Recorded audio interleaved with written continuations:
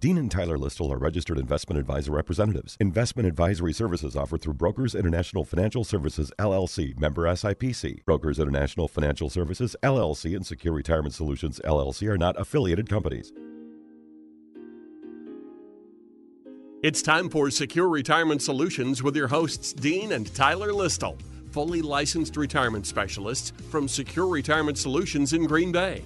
Now, here are your hosts, Dean and Tyler. Good morning, and thank you for joining us today. Tyler and I will discuss topics that affect your retirement, such as investments, income planning, Social Security, and much more.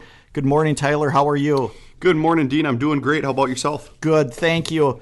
Today we're going to talk about what are the best investments for me. We get asked this quite often, whether it's current clients or somebody who comes into the office to see if they would want to work with us. They'll ask, is this the best investment for me? It's important to understand, first of all, we believe that any investment is a move in the right direction. However, there are investments and there's times in your life that certain investments or retirement plans are better for you than at other times. So we're going to look at that. We're going to look at some planning situations here and times in your life when you should be looking at certain investments over other things. But really, there are some basic elements that you have to take into account when you recommend certain investments for people. Age, time horizon, risk tolerance, liquidity needs, goals, personal situation, your health history. That's one that a lot of people tend to forget. If you have an ailment and you don't believe you have a significant length of life ahead of you, those are some of the things you take into consideration.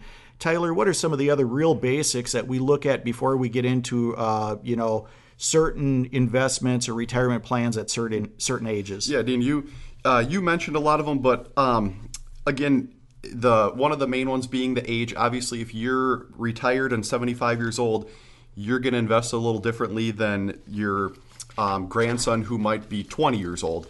Time horizon. So one thing that we're going to get into is the difference between investing for your retirement versus investing for something that you might need in the shorter term, like maybe you're saving up for a car or a new house or down payment on a new house or a wedding, college, different things like that. Your individual risk tolerance, which there's some people that they can tolerate more risk than others. So that's something that obviously you want to take into consideration. Liquidity needs, meaning how long before you need access to the money, because that also dictates what investments you should choose. And then your goals and personal situation. Some people have goals to save up a certain amount in their retirement accounts, or they just want to save for retirement in general versus saving for other things. So just a few things like that you need to take into consideration.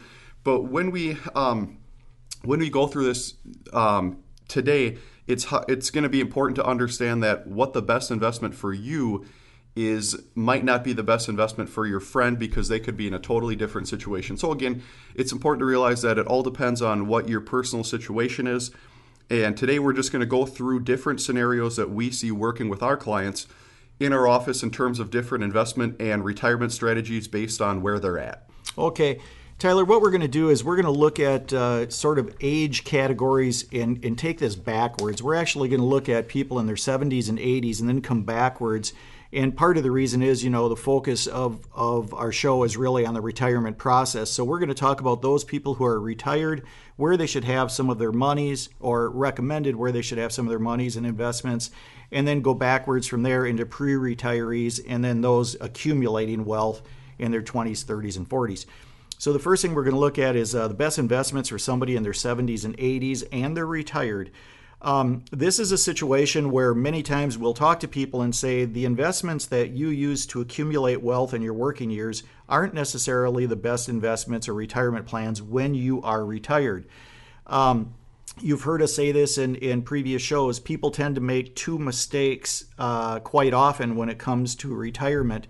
They get into retirement, and the older they get, they either get too conservative. What they'll do is take their money and lock it down, thinking that they just need to make it last. They can't take any risk at all. And unfortunately, what happens is after a few years, you tend to see inflation really starting to eat away at the investments, and it just doesn't last as long. So we don't want to necessarily take all or everything and put it into that safe bucket.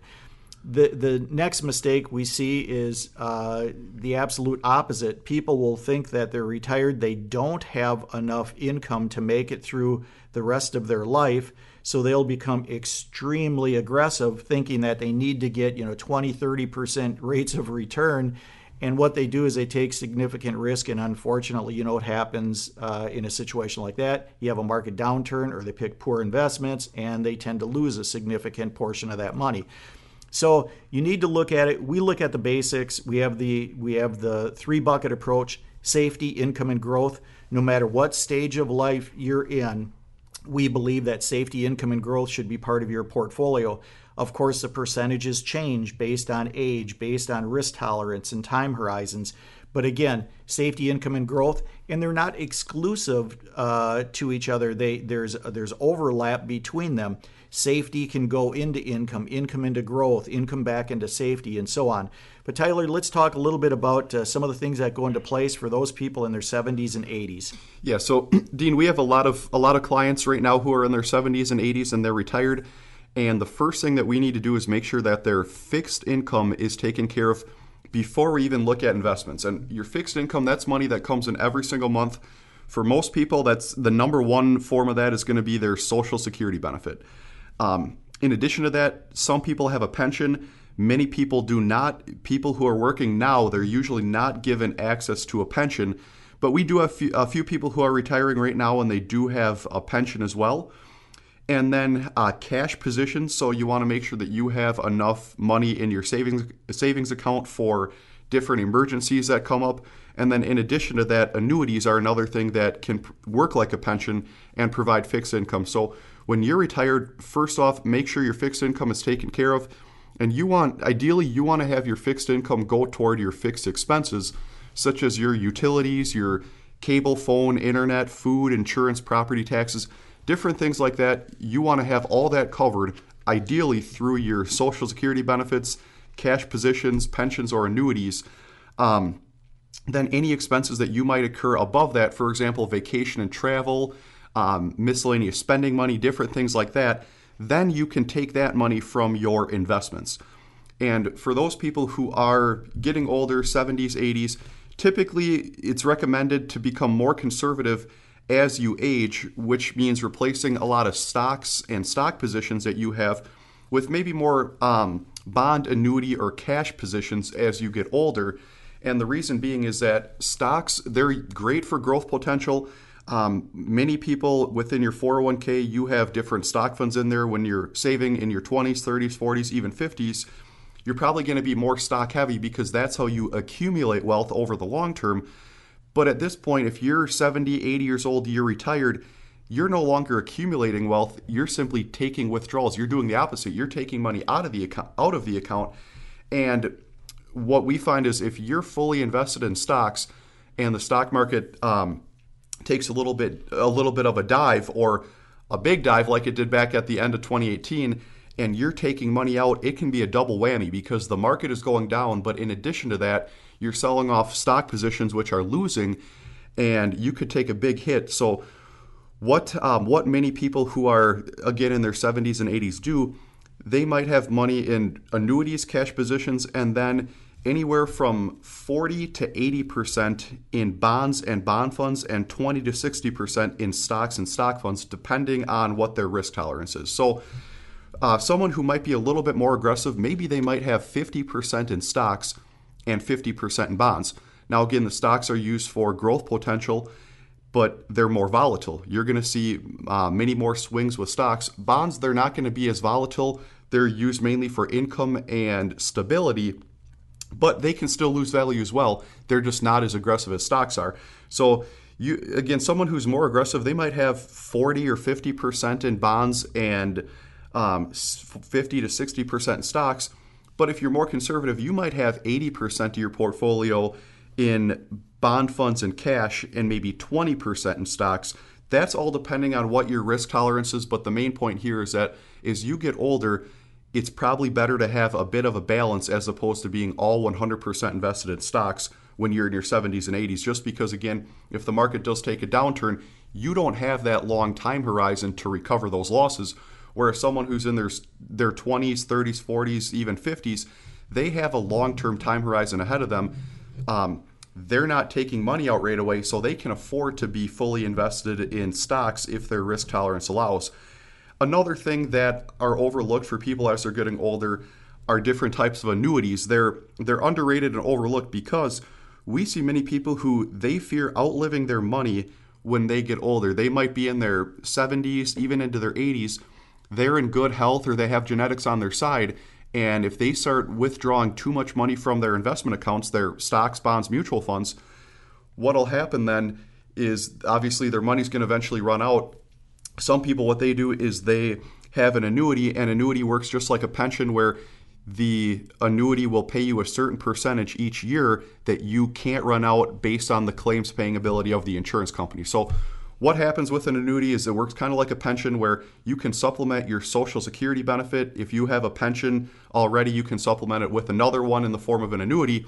And that helps many people when they're getting older, kind of as it acts as a safety blanket, so to speak, where they know that they won't be able to outlive that if they continue to age in retirement. Okay, good points, Tyler. There's one other item here that I want to throw out there, and that is when people are in their, even in their 60s, 70s, and 80s, when they're in full retirement age, many times if they're dealing with an advisor, the advisor should never have these two words in their vocabulary, and that's all and everything.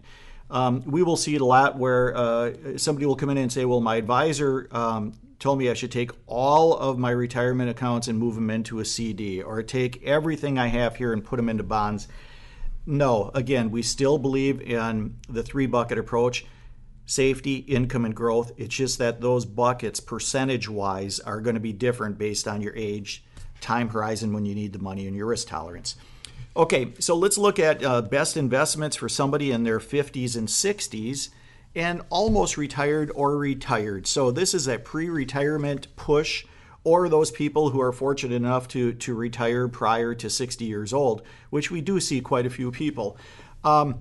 This is a time that is, I think, most crucial for doing one of two things, and that is paying off debt and making that last push to establish pre-retirement investments. So in your 50s, Tyler and I really push for people to convert money into Roths if they're going to be doing it, because they still have some time to pay the tax implication there. So we want to create some Roth conversions in your 50s, but we also want to see you pay off your debt. Two things that fall into place when you retire can really significantly affect your finances for the rest of your life in retirement, and that is debt reduction or increasing income. Well, it's really hard to increase income outside of your investments if you're retired because you have no more payroll coming in. So that one's a tough one. However, the investments, you want to move them around so you do have some income production. But reducing debt, you have much more control over it because you still have some years before you retire. So if there's an ability to pay off the last $10,000 or $15,000 of a mortgage before you go into retirement versus contributing more to a 401k, many times we'll analyze this and sometimes make decisions that it's better to pay off the debt before you contribute more. So a good investment advisor will look at that debt situation too. So anyhow, let's talk about investments in your 50s and 60s, almost retired, or for those people retired, Tyler. Yeah, so when it comes to people in their 50s, 60s, they're almost retired, they just retired, or they've been retired for a little while now. What we see is that many people do go from their working years into retirement, and they either just don't make any adjustments to their investments, or they don't care to, they forget to. But we see it often where they go from their working years into retirement and no adjustments are made within their retirement accounts. And that's really a big mistake, because if you do that and your 401k, your retirement plan isn't allocated correctly, then you could really jeopardize your whole retirement plan depending on where the market's at and if you're not allocated correctly. Now, one thing that we like for many people who are at that point where they're going from their working years into retirement would be considering going from your employer-sponsored plan. So again, that might be your 401k, 403b, 457 plan, profit sharing plan, whatever the one is that your company offers. and going into, it's called an actively risk managed portfolio as you retire. Dean, why don't you explain some of the benefits of an actively risk managed portfolio? Okay, actively risk managed portfolios. First of all, understand when somebody's saying that it's actively managed, you have an advisor that is making decisions based on really two situations: to pick up a gain and protect from loss. Now, anytime you have investments in the stock market, there's always chance for loss. Understand that, okay? There's always a chance for loss. But what you want to do is mitigate. You want to reduce that downside risk. And a way to do it is, first of all, actively managing, making sure that you are in sectors, you're in certain caps, whether it's large cap, mid cap, small cap, certain areas of the world, whether it's developed markets, whether it's international markets. You want to have somebody that is looking at momentum of where the gains are being made, and at least getting into some of those investments. So they're actively managing, going with some of the momentum of the market. Then at the same time, especially for pre-retirees and retirees, again, that day comes where you no longer have payroll coming in. So these investments, you cannot afford to have significant downside losses. So what we do to risk manage them is when the market is doing real well and you rebalance the portfolio, because what happens, you will have certain investments that have grown significantly and others that might have stagnated a little bit. So you take some of that growth, you take some of the gains off the table, you maybe sell certain positions and put that cash then into a pool within the money market portion of your account. And then when the market goes down, you have cash that was built up at a high. When you had gains, you took them off the table, and you're able to do what everybody wants to do, and they talk about it for years and years and years, but they don't have the process in place, and that is then you buy low with the cash that was built at a high. So it's a very fundamental thing. It's a great way to help risk manage a portfolio. You can basically buy your way out of some of a market trough is what's happening. So we are active risk managed investment advisors, and that's how we look at the investments for pre-retirees and retirees. Good point there, Dean. But yeah, doing that, going into an actively risk managed portfolio, it allows someone to make moves when you can't, because you probably don't want to do that in retirement, and you also have more. It allows for more investment options and potentially lower fees. So that's something you want to look at. Before we go further into the best investments for people who are retired in their 50s or 60s, we're going to take a quick break. You're listening to Dean and Tyler Listle, investment advisors with Secure Retirement Solutions located on Allied Street in Green Bay. For a complimentary review of your current investments, or if you have questions, please call them at 920-347-9888 or go to their website at srsplans.com. All right, continuing on here with the best investments for people who are in their 50s or 60s and either almost retired, just retiring, or retired. One other mistake that I see with people is they're just about to retire and they have too much of their money allocated within company stock through their employer-sponsored plan, if it offers company stock. Now, not all do, but there are some in our area that do offer company stock. And one of the biggest mistakes that people make is they have too much allocated to that company stock. And I know for many people, they have a vested interest in that stock because obviously they're working for it. They're bringing in revenue for that company. They have, which is a good thing, they have a vested interest to do well, to have that stock perform well. But at the same time, we've seen it time and time before where there's these large companies and Dean, I don't know about you, but I don't want to have my full retirement reliant upon one stock. That's not necessarily diversified. I agree with that. And, when you look at that, it's wonderful when the market is going real well with that particular stock. But I do see a lot of investors, their brow is sweating when the stock goes down. It's just you need diversification there. Yep, and I know especially when you've accumulated all this money throughout these years and you're just about to retire, what'll happen then is if you do have too much in that one stock and something happens where the company, they have a bad earnings report, or even worse, if something happens with their accounting practices or if they're involved in a lawsuit or a scandal, could be really bad for your overall portfolio when it shouldn't have been if you were allocated correctly. Now, I'm not saying get rid of all your company stock. I encourage people to buy company stock if they have the opportunity to, but it's probably smart not to have 90% of your portfolio allocated within that company stock. The other thing, someone who retires in their 50s and 60s, it's important that you want to make sure you still want your investments to grow to outpace inflation. One mistake that people make is they go into retirement and they get too conservative because they think, oh boy, now that I'm retired, I'm no longer adding to my account anymore. I'm taking money out, which you are, but you want to have a balance. You want to be able to outpace inflation and grow your money, because if you're retiring in your 50s or 60s, we all want to live a long life. You might 20, 30, maybe even 40 more years that you're going to have that account. You want to make sure it's still got to grow and outpace inflation over time, so that way you don't run out of money. But at the same time, you probably don't want to be fully exposed to the ups and downs of the stock market.